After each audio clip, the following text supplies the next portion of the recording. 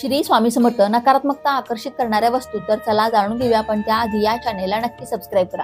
तुटलेली काच किंवा तुटलेली काचेची भांडी किंवा तुटलेल्या वस्तू बाजूला ठेवल्या जातात, दुर्लक्षित केल्या जातात. त्या तुटलेल्या वस्तू घरातील व्यक्तींमध्ये उदासीनता, दुःख, निराशा निर्माण करतात.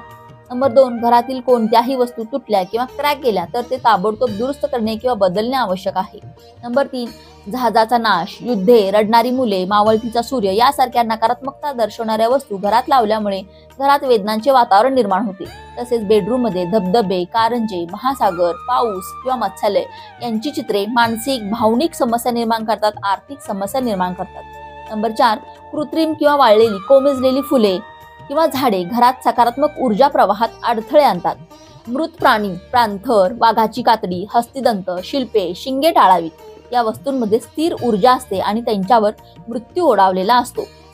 श्री स्वामी समर्थ.